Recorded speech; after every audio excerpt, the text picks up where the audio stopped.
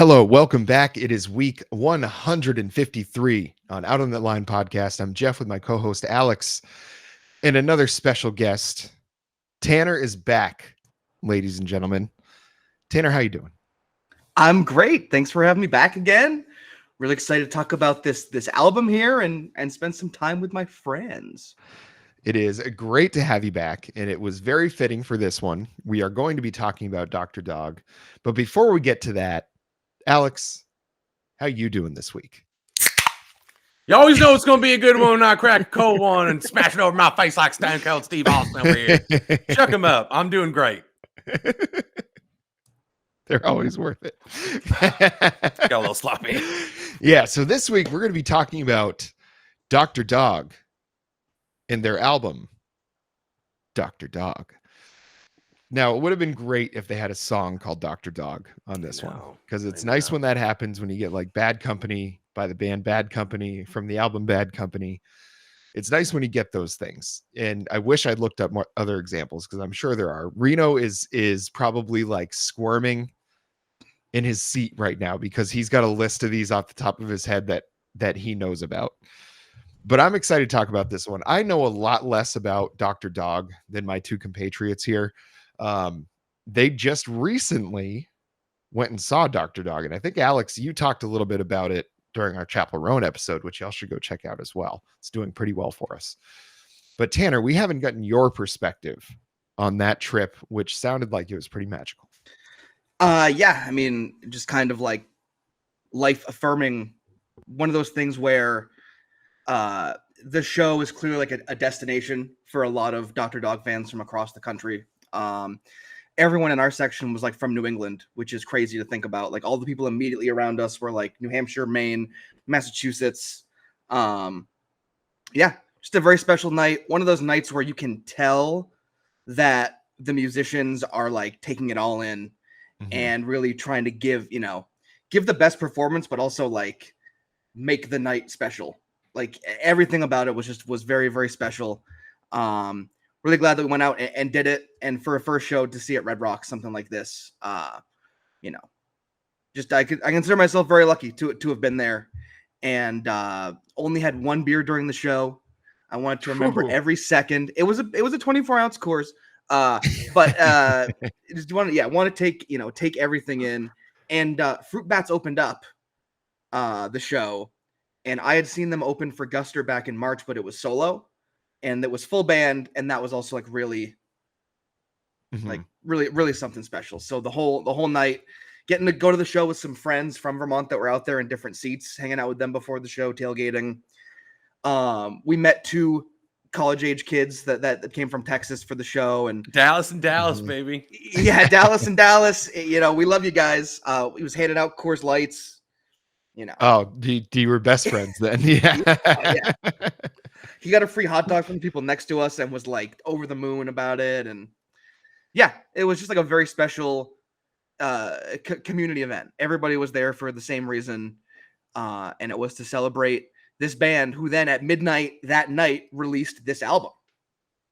That's and they'd gone, I guess, not that long since releasing an album, or not as long as I thought it was.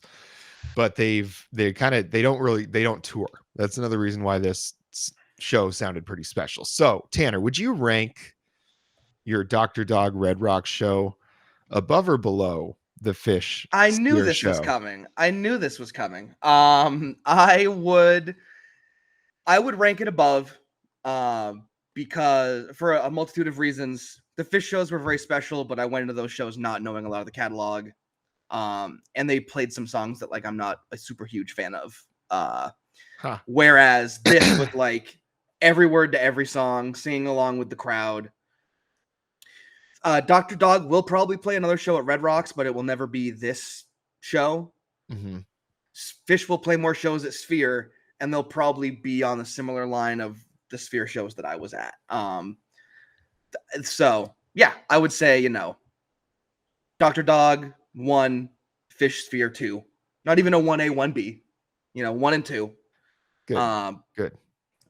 And yeah, I know that you can breathe a sigh of relief now. But I mean, you know, not to toot my own horn here, but to be able to go to a show at Sphere and to go to a show at Red Rocks in the same year is something that's not lost on me that I was very lucky to do. So I'm trying to be a better person, and I'm trying to pay stuff forward, and I'm trying to listen to less Fish. It was, see, I knew it was going to be a good episode to make sure we had that intervention with you. It was time. It was goddamn time. I'm still listening to Fish. I just said less Fish. So, Alex, I know we've probably talked about this a couple times already, but just to refresh the listeners, they should still go back and listen to the last few episodes anyway to hear this. But tell me a little bit about like how you got into Dr. Dog, you know, and kind of what led you to doing this trip with the Tan Man. Well, what a long, strange trip it's been, man. I first got into Dr. Dog in college. My roommate Aline, shout out to Aline, was the one that got me into them. Aline was like consummate hipster girl, and that kind of like led to a little initial resistance, being like, "Oh, this is like the biggest hipster that I know." I say this now, dressed like this. I've never looked or felt like more of a hipster. My bicycle is actually sitting on a rack over there, and this is a nice IPA. So, whatever, bro. But I like that's back when like hipster was not so ubiquitous and it had like kind of a stink on it. So, and I would always roast Aline. I'm like, Jesus Christ, you're the easiest target. There was like a little initial resistance to listening to a band called Dr. Dog. I thought it was going to be like fast jam band bullshit. Mhm. And then just like instantly fell in love. And from there have just kept cycling through it, going back to the weird lo-fi demo stuff, which is so different from what we get off of this album, Dr. Dog, and all points in between. And it's not really like you definitely see a progression from the psychedelic kind of more lo-fi stuff at the beginning, but then I would say around The Breeze is when they settled into the groove. And Tanner, tell me if you feel differently. And they've kind of like ridden steadily in that pocket since then. They don't take these wild swings. They've like perfected that jolly hipster sound and held on to it, and it's not lame and it's not uninteresting. I would say they've like really carved out their niche and made it to such a point that guys like us are willing to drop a couple dollars on a little ticket out to Red Rocks and hang out with the rest of our Northeasterners. Just like the Moon got a standing ovation at the Red Rocks show. They showed the moon on the screen and everyone went fucking crazy. So, I mean, that's what you get. that sounds about white. Yeah. Hey, there was a black guy there. We talked to him. His name was Dallas. Yeah. We He's told one you, half of Dallas and Dallas. That's fair. That's fair. Well, so this album, I had listened to Dr. Dog. I saw them at a festival in Massachusetts like years and years ago, probably like very soon after they released their first album or like right in the beginning. And I remember enjoying the show, but at this point they were like, it was middle of the afternoon show at a festival in Massachusetts. Like they were, you know, the headliners were Jason Mraz and like Ben Harper for these shows, for these festivals. And like they're not even all that famous. So that tells you like what point Dr. Dog was at that point. But it was good. I remember seeing them and being impressed, and like that being one of the few bands from that whole festival that I went back and like listened to more of, because I was impressed by what they did on stage. OK Go was another one. I think that was like one of the first times I think that was the second time I'd seen them live, but definitely the better show of the two that I'd seen. And it was just like it kind of rekindled a love for them for a little while, and then got me into listening to a little bit of Dr. Dog. And then I went years without listening to like any Dr. Dog. And then you guys start talking about Dr. Dog, and then you go see Dr. Dog. And now we're going to do the album, Dr. Dog. And overall, one thing sometimes I have a hard time with these bands that kind of do like an intentionally retro thing. You know, I don't mind it in pop music and like rap music, because that was always based on sampling and like kind of amalgamating other works, you know, in the first place. But like rock music was always the more like it just stuff out of nowhere kind of feeling. Like think about there was a time before Chuck Berry and then the time after, and then Pink Floyd comes out and everybody starts doing a bunch of mushrooms. So it's like it goes through these big stages and big swings and everything. And sometimes I have a hard time, like a great example of a band that's terrible at this is Greta Van Fleet. I mean, just an absolute rip-off, like send up of a 70s band. Like that Van Halen band you were talking about seeing is probably a more authentic experience than seeing Greta Van Fleet show. So sometimes it's tough for me to get into the intentionally retro kind of feel. And they don't do it the whole album on this one. They've definitely got some of that psychedelic and like just straight up rock and roll music. But right off the bat, Authority, like the number one song on the album, I enjoyed getting into the album that way. And then it stayed very consistent like that through the whole album. Like it had some variation. It had some slower songs, some stuff that was definitely kind of tongue in cheek and like tossed off and supposed to be funny. And then some stuff that was in there that I was not expecting as serious as they were going to get. Overall, like just a really well put together album, a tight one under 40 minutes. I like that. Because it's hard to have wasted space unless you just have terrible taste and a terrible idea of what should go on that record. Tanner, you were mentioning Weezer before the podcast. Like they're notorious yes. for like picking the wrong kind of songs to go on an album. When you listen Yeah. to all the unreleased stuff he's done, it's like, well, this is like all better than anything they put on the last like 4 albums, So it's to knowing like how much they're capable of producing, because they've done a bunch of albums at this point, like tightening it down to 39 minutes when they've probably got a ton of ideas cooking. It's just in being able to pick the right songs. I feel like it's got a very clear musicality and like, common in the instrumentation of it, but you go through swings of, how serious are we getting? Overall, just like well put together though. I enjoyed it. I just wanted to talk a little to the like you mentioned like the lyrical content and things like that, and how they were able to shave down, to make it a tight Mm-hmm. what is it, 39 minutes, something like that. Mm-hmm.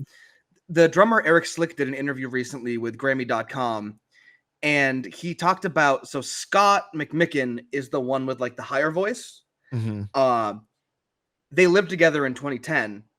They were roommates, and when Eric Slick would go to bed, he'd wake up in the morning and there'd be a CD slipped under his door of like the 12 songs that Scott McMicken wrote that night after he went to bed. He's just a prolific songwriter. Yeah. And the more I got into Dr. Dog, the more I gravitated towards him. I love the songs that Toby sings, don't get me wrong, but like I just keep finding myself gravitating towards Scott's stuff. And you mentioned Authority. The way that he's able to turn a phrase, they do it on a lot of songs that he sings. He's able to turn a phrase. I have some examples. A Photograph of an Empty Frame. I was caught in a moment with a worthy opponent, and I'm thumbing my nose on the rose of the thorn of authority. That's a run of lyrics that he put together. That's not like pulled from different parts of the song. I was shot in the shadows, but I'm bleeding for real. When somebody loves you, they water the wheel. Like like his just ability to turn a phrase, and you're listening to it and it flows so well. But a lot of his songs are just like little sentences thrown together. And it kind of gives this stuff a bit of, I don't want to call it whimsy, but it's like whimsy's cousin. It's very like Pink Floyd to me, the way the lyrics go. I don't know if he's ever said he's influenced by them at all. But to me, just there's definitely songs that I think you see more of it than Authority, but the lyrical content and the way he sings and like the registers they're singing in, like honestly gave me very Pink Floyd vibes. And I love Pink Floyd. So like that was an immediate plus for me. Yeah, also I would just like to chime in and say Whimsy's Cousin is an incredible band name and sounds like something that might open for Dr. Dog. It's a wonderful way to put it. That's the thing. I was thinking about this earlier, actually, on the walk back. I was like, am I a Toby guy or am I a McMicken guy? And Scott McMicken does like most of my favorite songs on this album. And when Tanner and I were in Colorado, we were kind of talking about how there are times where those two will like take individual credit, but a lot of their shit is credited to Dr. Dog. And I love when it's like that, because you really get a sense that ego is taken out of this music. Fun is centered in the music, and not fun like I saw Deadpool and Wolverine. That was fun, but it didn't change my life. I wouldn't pay to go to Colorado to see Deadpool and Wolverine. Mhm. You know what I'm saying? But they keep like musicality and fun and their group together at the forefront of this, which is why it works every single time, because somebody shows up with an idea and they're like, yeah, fuck it. Tell Mhm. Your Friends was that. Listening to Slick talk about Tell Your Friends at Red Rocks and kind of like give the preamble to it and be like, oh, and I'm just like really flattered that Dr. Dog put it on the album. It's like, well, A, you are Dr. Dog, you're part of Dr. Dog, and B, it's a fucking incredible song. And I had an incredible moment with the guy next to me during that song. Quick anecdote. Tanner was there for this. The dude was super drunk and his girl was having a bad time. He pissed his girlfriend off. She didn't want to be there. And then he pissed her off somehow and she disappeared. And it took him a bolted. good... She bolted. Like, I would call it bolting. Mhm. She grabbed her purse and got the heck out of Dodge. And it was a good 35, 40 minutes before that guy was like, I should probably like go to her. He was like, I might be back. We were like, okay, man. But before he left, He just Tell needed to Your hear Heart Friends. It Races well, unfortunately, that came far at the at end. last. Yeah. But he was like really vibing to like before Tell Your Friends. He's just like drunk. He leans over. I was like, man, this song is like about their friendship, and it's like the whole reason that they like stopped touring, but then like came and did this show, man. I'm like, you're not making any fucking sense at all. Shut up. Watch the show. And then that song happens, and that like killer last line, tell your friends you love them, you don't see them every day. The way that it's delivered, the way that it happened, like it was a total hush in Red Rocks when that happened.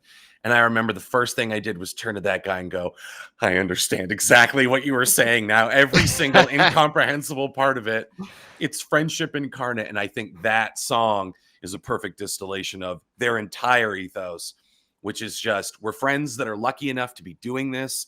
We have no right to be like too big for our britches. When they did stop touring and decided like, yeah, we are going to go work on solo stuff, there was no acrimony in it. And they realized they love making music together so much. And they had all these ideas that they came together and made this and booked the Red Rock show. And it's like the perfect scenario to see them do like 5 shows a year and to like put out an album every couple of years. It's like, what more could you want? Mm-hmm. Yeah, they just, that I can imagine, because that was not a single or anything, right? Or was Tell Your Friends one of the... It was one of the that's an 3. older song. Okay. So the yeah, because I was like, well, that guy, if he was that drunk and picked that out about... I thought you were talking about one of the songs from this album. And I was like, well, it is from this didn't even- album, but Yeah. it was a single. That's how he knew it. okay, I understand now, because I was like, man, if that was the first time that guy heard the song, imagine what he can do sober, or maybe even Yeah. drunker. Yeah. You know? That might be in Mensa. I don't know. Like, if he could like pick that kind of like critical thinking out of that song, that was pretty insane right off, but he already had a chance, I guess.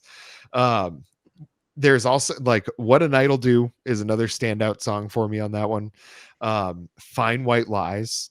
Mm-hmm. Like, that song, I mean, I'll tell you guys something else. So I always like to listen to these albums like in a couple different environments, like headphones.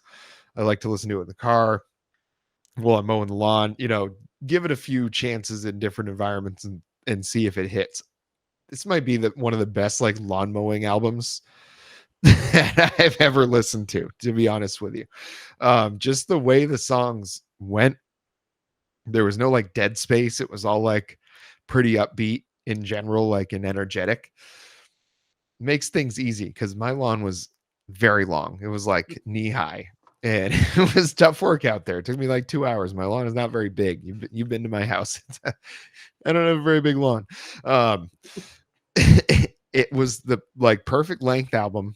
for me to do the backyard and not feel like I was hating my life. Cause I think back to like how long it usually takes me to do that and then how long it actually took me today to do it. And it didn't feel any worse because I was listening to that album. There's been plenty of albums that we've done on this show where every time I listen to it, I'm like, I'm not going to listen to this a single time after I talk about it on the podcast. Like it's like 3 times is enough. And there's the probably at least a third of the albums we've talked about on this show is probably that way for me. But this is one, if I don't have another album or like a current one to listen to for the show, this is one I'm going to consider listening to again next time I mow the lawn. For me, it's an album you can listen to on a sunny day. It's an album you can listen to cooped up on a rainy day. The aesthetic of them going to Toby's uncle's cabin in the woods and hauling all the shit out and recording it there live, it makes me think about the camp at Shadow Lake so much. This is like a quintessential camp album. Again, sometimes we're out at camp and it's rainy and you're kind of locked inside, and this would be like the perfect kind of thing to listen to in there. Or it's beautiful outside and you toss it on the turntable and you put the speakers out the window and we're out on the lawn and we're playing lawn games, whatever. Like it's a very ambidextrous record. For Fine White Lies specifically, when I first heard it and on like my 10th listen earlier today, they nailed the sad Beach Boys aesthetic without like being on the nose with it. Like just like the way that it sounds like when Brian was in his sad bed phase and the music that kind of came out of that. And they list the Beach Boys as an influence and things like that, and their harmonies on the backups are very Beach Boys-esque. Oh yeah. But just like this song, you know, in its singularity, nails down the Beach Boys aesthetic perfectly. That's the thing too. I also hear it in Tell Your Friends. Very much so. I hear the Brian Wilson's like da da da da da da da, like da, ba, da, da, da, da. I can just see Brian Wilson listening to that and be like, oh, it's very nice. But they do the same thing. I don't know if anyone else loved Fat Dog as much as I did. Yeah. I was sleeping with a fat dog. First of all, the bass line in that. Oh, that's, I was going to mention the bass in this album. Like this bass player is nasty. Yeah. Like It's he's Toby. probably does he do like the stink face all the time when he's playing? No, what he does is this little like dance. I'll send you a video. Okay. He does this like shuffle where he like jumps. His lower body is like doing jumping jacks. His feet come together and they go apart. And he's just like spinning around, moving his head all around, going fucking nuts. It's like he's doing it in 0G. He's just kind of like floating. It's incredible. Okay. I'll have to check it out. But yeah, definitely a strong part of this album was just the rhythm section in general.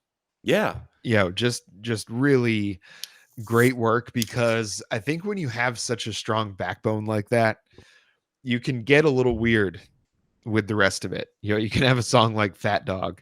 You know what I mean? Like it's that the first time I was listening to it, I was like, did he just say Fat Dog?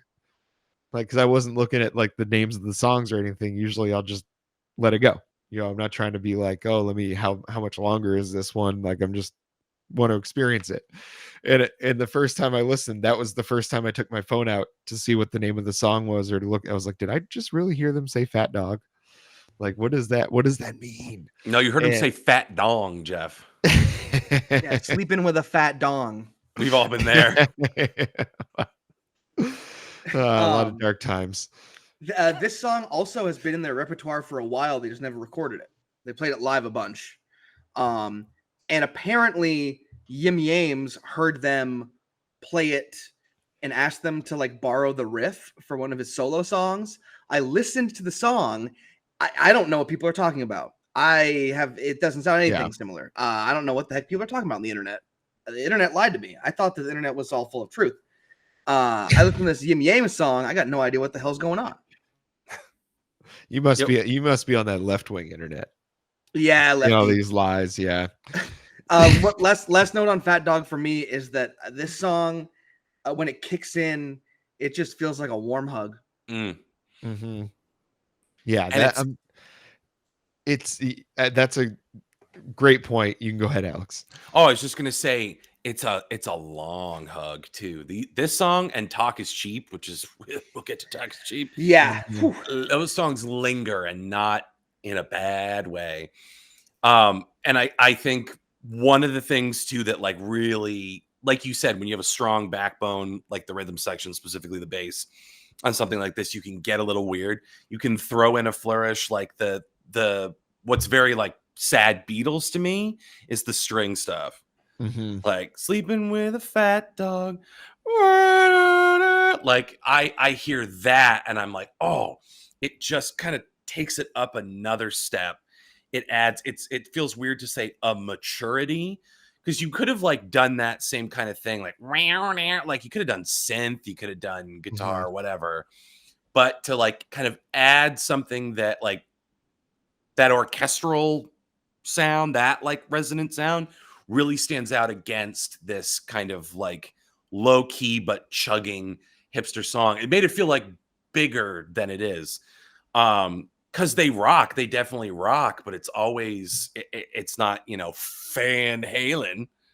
RIP, we didn't get to see him. They didn't die, we just didn't get to see him. But you know what I mean? Like they are really great at adding dimensions to their Mhm. songs. Yeah, I think Talk is Cheap. That's a good one to talk about because that I love when a line kind of makes you go like, huh, like it was just such a good line. But at the end of the verses, when he says, I can't be wrong, or when he sings, I can't be wrong, the way that you then have to go back and think about what he just said before that, because it's just, I don't, maybe it's like a perspective thing or the way he presents it to you, the way he says it. It's like one of those turns of phrase things that Tanner was talking about. It really just makes you sink into the song and like makes your heart a little heavier, when you hear a line like that. And I just thought that was so well done on that. And that was where after you get a song like Fat Dog, like you have a song like that, and then you have a song like Talk is Cheap. And you got these two ends of the spectrum on kind of, how like soul bearing they are. But they both belong on the album. I think that's one of the kind of strongest parts of this thing is they all feel like a piece to the whole puzzle. I want to know. I want to let Alex go because he's the one that sent me "Talk Is Cheap." The morning that it came out, when the single came out, because the first single on the album was, it was still "Can't Believe," Mhm. which is like a campfire in a song, and it came out, and I was like, okay, this is like fine, this is cool, and I'm still waiting for that Dr. Dog sound to happen, and then he texted me that fateful morning. I woke up in my hotel room in Vegas. Was I hungover? Yes. Okay. I didn't realize I was on trial here. But I want to let Alex go first, and then I will add my stuff at the end. I wheeled around. Yeah, exactly what you said. I thought, like, still can't believe when that came out. I remember listening and I was amped, and then I listened. I'm like, interesting. All right, I guess we're going like back into the lo-fi direction. That's an interesting choice. I'm in, but not what I was expecting. And then Talk is Cheap came out, and I went, "You sons of bitches! I knew this was coming." Um, it's got that like quintessential, the lyrical content in it is that sweet spot between, I don't know what the fuck you're talking about. Like sometimes Elvis Costello will do stuff and you're like, this is far too obscure. I have no clue what you're trying to say. I'm enjoying it, and I'm enjoying it on that Sometimes. level. I'll kill you. I'll fucking kill you. Um, but there's uh, you can enjoy that for what it is. It's a feature, not a bug. But there are some people that don't like quite thread the needle, and it's like, you're being too obscure. But then you're following it up with something that's very clunky and on the nose. But this is something that's just got it in its DNA. Talk is cheap. That attitude of it, just talk is cheap, and the way that it goes and it's moving from there, and we just keep hitting that, and it keeps slyly changing, because obviously you get like "Can't Be Wrong," and you just get that. But then eventually you get this nice little treat where the backup singers come up with "Not About This." And then they build on that further, where you get "Can't Be Wrong. Ooh, not about this." And then we're just off to the races. They Oh, build yeah. it and build it and build it. Seeing that song live, I did not expect that song to fuck as hard as it did live. It's This good. song, yeah, this song is like, this has quickly become one of my favorite Dr. Dog songs. I love this song so fucking much. He sent it to me. I'm lying in my hotel bed. I feel like trash. I'm like, whatever. I put my earbuds in.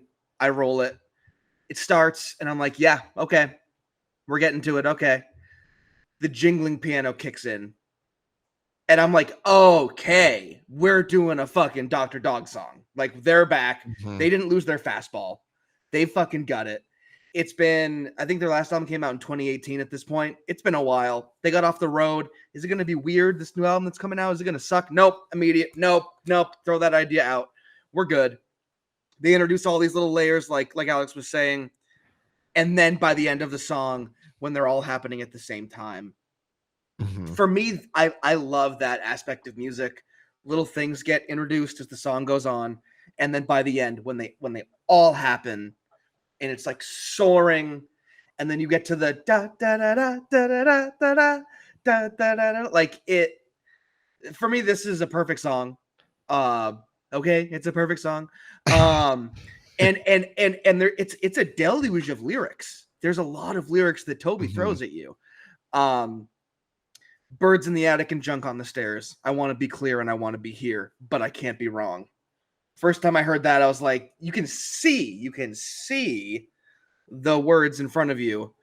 If memory serves me, you're going to make me weep as alone in the rain on an unnumbered street. You talked about Elvis Costello a little bit. I had a note that for me, that felt just like a Costello line. Mm-hmm. Don't sully this No, you experience. stop. Don't Leave us do it. alone. Log Leave us off. alone. I looked on Wikipedia and they have, like, their genres listed under them, and Baroque pop is one of them, and that's also kind of famously what Costello's Imperial Bedroom album is called, Baroque pop. So there's that little crossover too. But this song, I could listen to this song for the rest of my life, and I will, and I'll love it every single time. This song will never get old. I can listen to this song 10 times in a row, because I did the day that Alex sent it to me. I just hit repeat 1, put my phone on the bedside table, and just lied there and let it wash over me over and over again.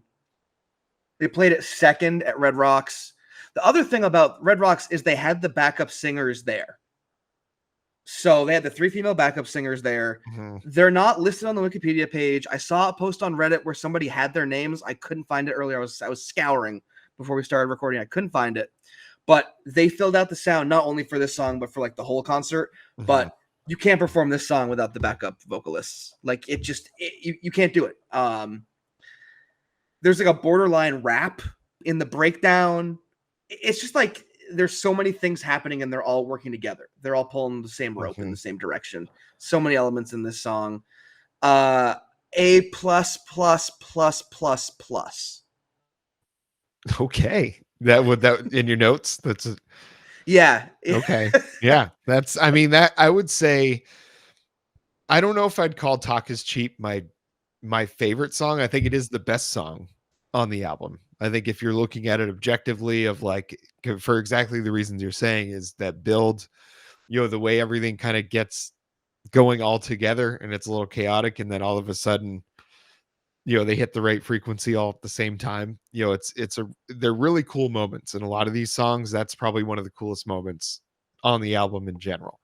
I think Handyman honestly is my favorite song on the album.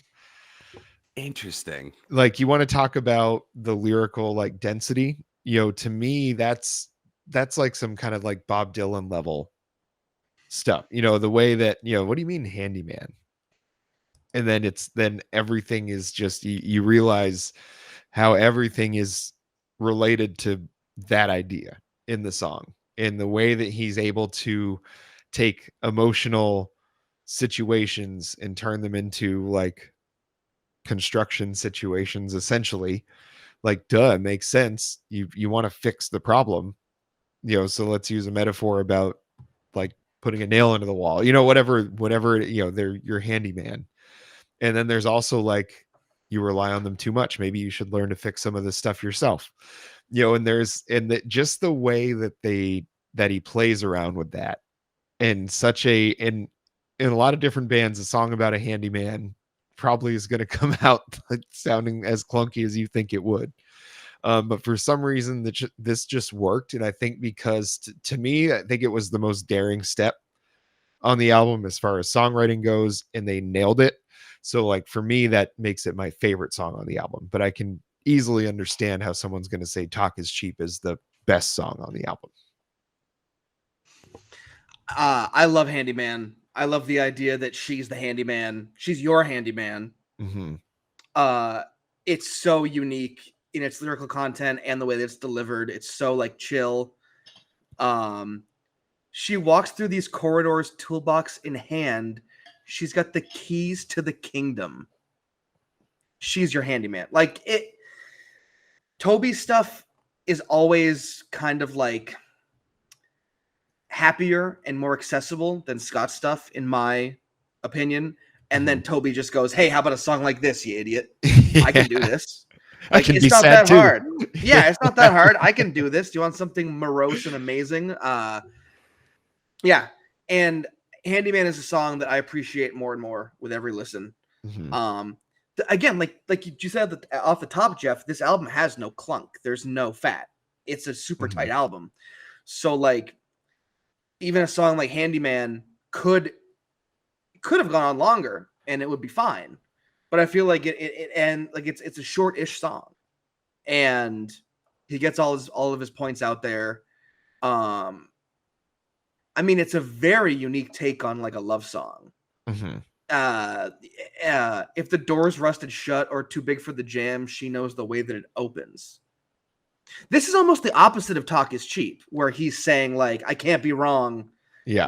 I'm listing all these things that I was clearly wrong about, but I can't be wrong. Mm-hmm. And then you have a song like this where it's like literally the yin to the yang of Talk Is Cheap of the character's perspective.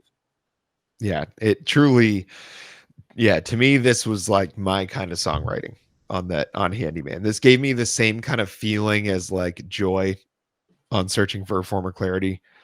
It's just this little like acoustic nugget in the middle of some pretty intense, fantastic rock and roll. This was, I think there was a lot of songs where I was like, oh, that was very good. This was the one that I really actively started looking up lyrics and like started actually like, this was my real like entry point into understanding a lot of this album, was Handyman. And then that allowed me to, not that I was needed to like a big push to get into the other songs, but Handyman was the one where I was like, oh, so these guys they're not just good at like writing a catchy tune, like they can write a fucking song, and that's that to me. When you get a song or two like that on an otherwise very strong already album, like to have a standout on an album of standouts is like pretty tough to do. So to me, I mean, this album is a like 100% clear, like buy it. I mean, there's no other rating that I think I could give it. Yeah, if it wasn't sold out, I'd already have it. Yeah. Well, I'll check and see, because I'll check the record stores around here, because there's a couple other ones I'm looking to get my paws on in the near future. But if I spot it, I'll send it up to you. Yeah, check the bin.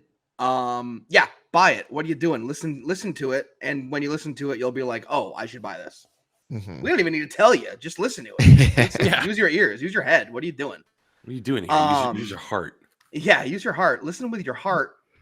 I just want to give some shout outs to like Lost Ones, and Love Struck. Like it's just like you pick any song, they don't miss on this record.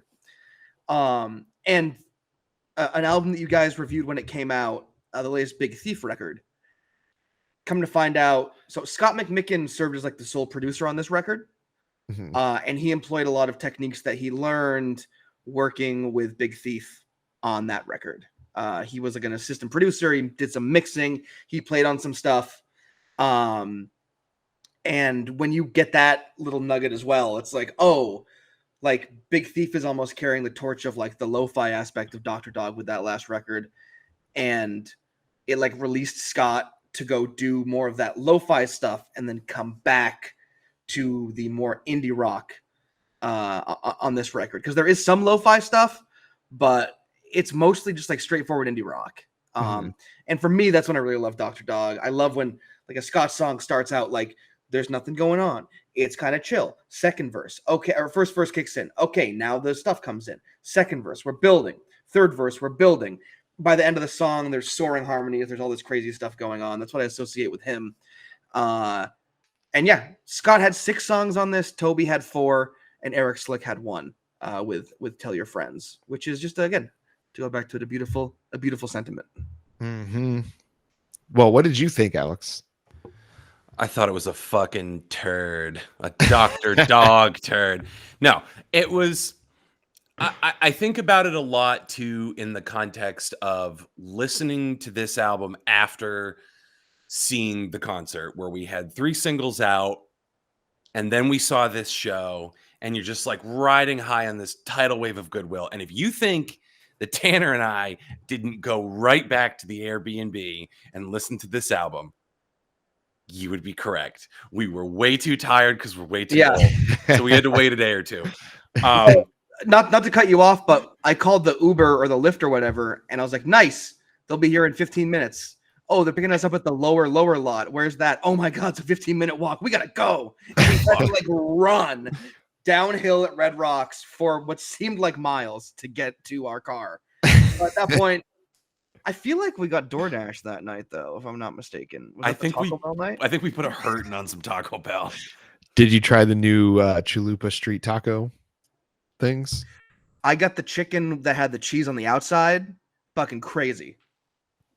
Yeah, they're doing some wild stuff at the Bell these days. Bless them. they're like very big cheese nip one that they did. Well, I don't know about that. Hey, we're freestyling now, boys. Much like Dr. Dog. This was, again, like start to finish, finding Dr. Dog in college and getting to now to having seen them twice, the second time being at Red Rocks, the first time being the last time I thought I'd ever see them. That shirt says the last tour on it.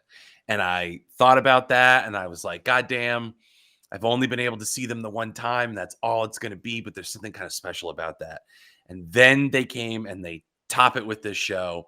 So an incredible experience to bring into listening to this album.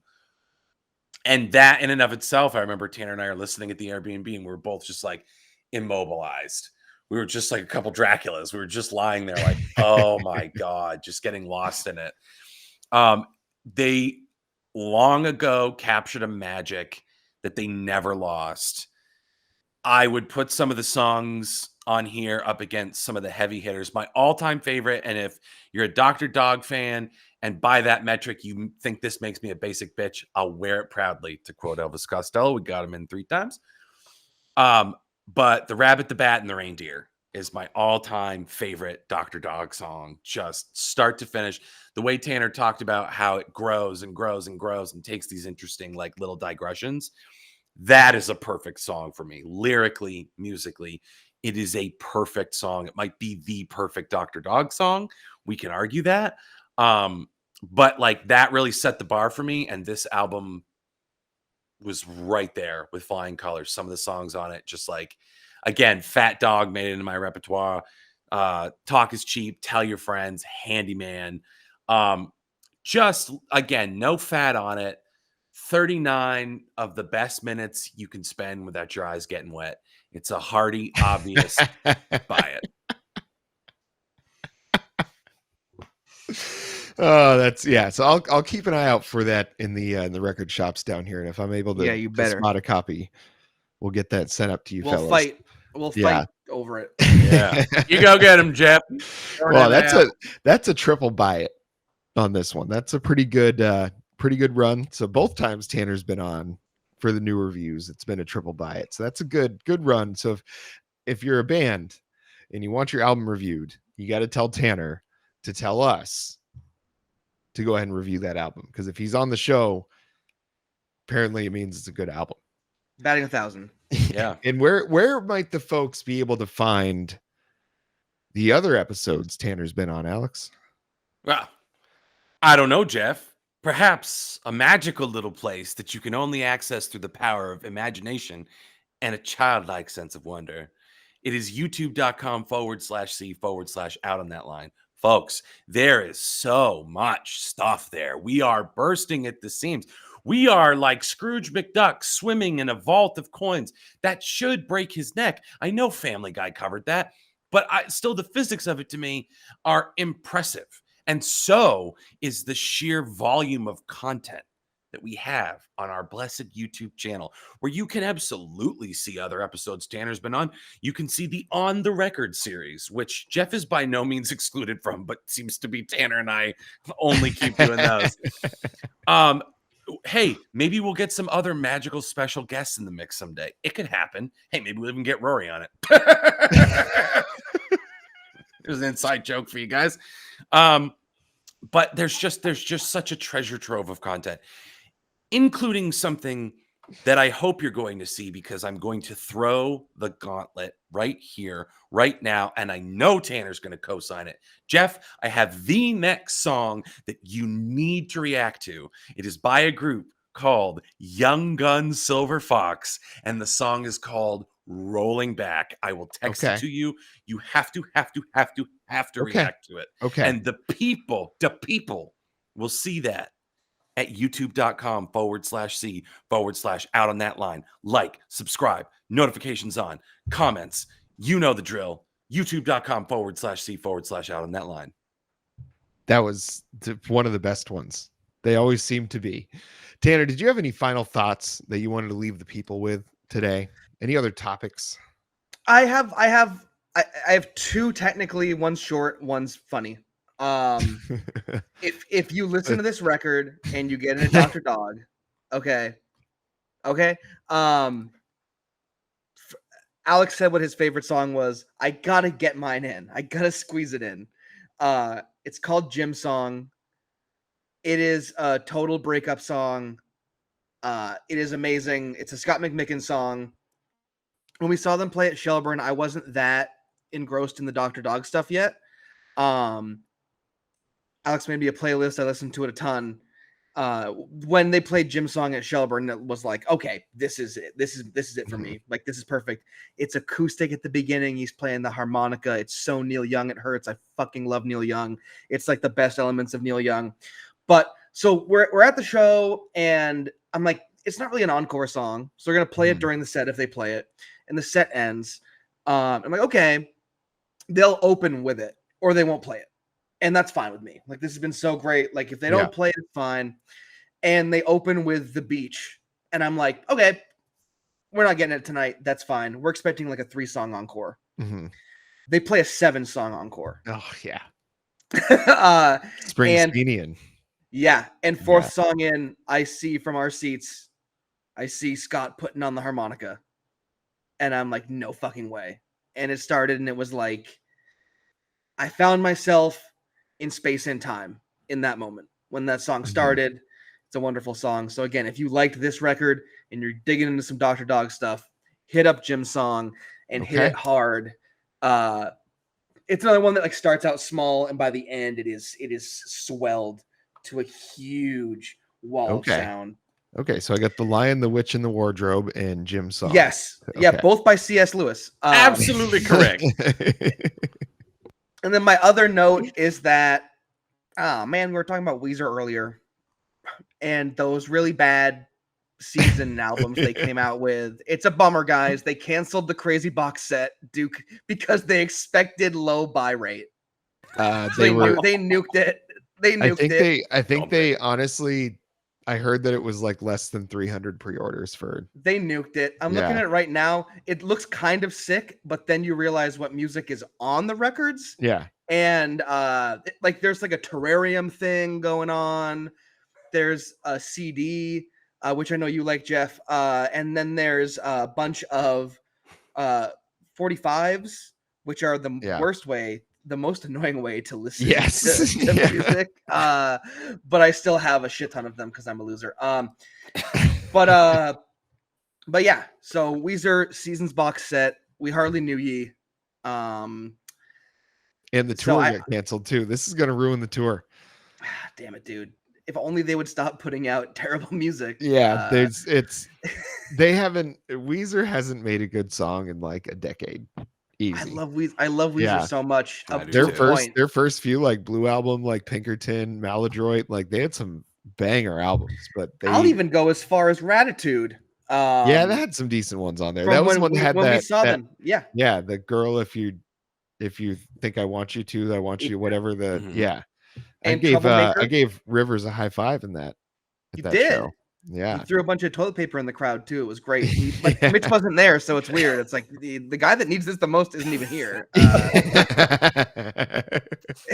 Yeah, they played a great show. I mean, Coheed opened for him, and that was when Coheed had what was it? I think Year of the Black Rainbow was Yes. just coming out. And Yes. so Here We Are Juggernaut was what they opened with at that show, and that's like the fourth Coheed show I've been to where I've predicted the opener.